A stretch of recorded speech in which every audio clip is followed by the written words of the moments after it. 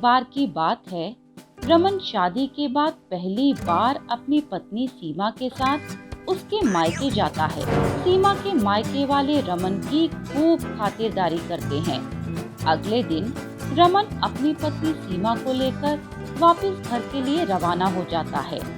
रमन के घर का रास्ता एक जंगल से होकर निकलता था। रमन और सीमा चलते चलते उस जंगल के पास पहुंच जाते हैं। काफी देर तक चलने के कारण वे दोनों बहुत थक जाते हैं, इसीलिए वे एक घने पेड़ की छांव में बैठकर खाना खाने लगते हैं कि तभी वहां तेज हवा चलने लगती है।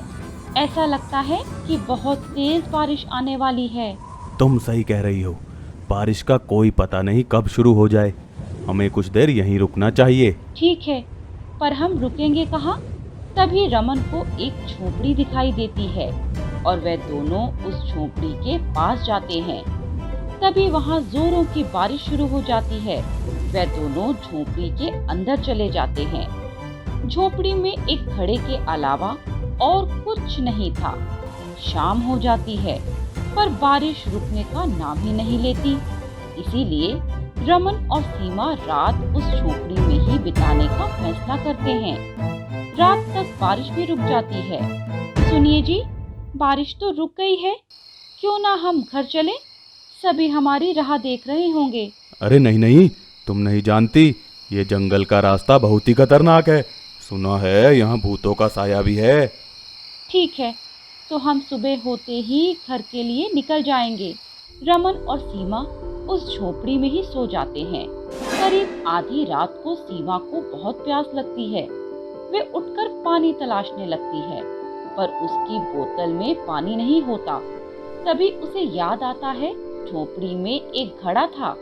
वे उस घड़े के पास जाती है कि तभी उसे बाहर से किसी के रोने की आवाज आती है। सीमा देखती है कि एक औरत झोपड़ी के बाहर बैठकर रो रही है। बहन, तुम कौन हो और इतनी रात को यहाँ क्या कर रही हो? मुझे मेरे पति ने मारकर घर से निकाल दिया है, अब मैं कहाँ जाऊंगी? औरत सीमा की आंखों में आंखें डालकर देखने लगती है और देखते ही देखते वे सीमा के शरीर में प्रवेश कर जाती है। अगले दिन रमन और सीमा घर चले जाते हैं। कुछ दिन बीत जाते हैं, पर सीमा घर के किसी काम में हाथ नहीं बटाती। सीमा अपनी सास के पास जाती है। माँ, क्या आपको चाय पीनी है? हाँ हाँ बहू, तुम इतने प्यार से पूछ रही हो तो जरूर पीऊंगी। तो उठिए और एक कप मेरे लिए भी बना दीजिए। और याद रखिएगा, मैं शक्कर थोड़ी कम ही लूंगी, वरना मेरा फिगर खराब हो जाएगा। अरे, मेरे तो करम ही फूट गए जो तुझ जैसी डायन को अपनी बहू बना कर ले आई।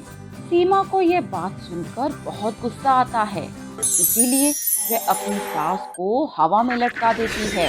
ए बुढ़िया, तूने मुझे डायन कहा, अब देख मैं तुझे कैसा मजा चखाती हूँ। सीमा अपनी सास को जमीन पर पटक पटक के जान से मार देती है।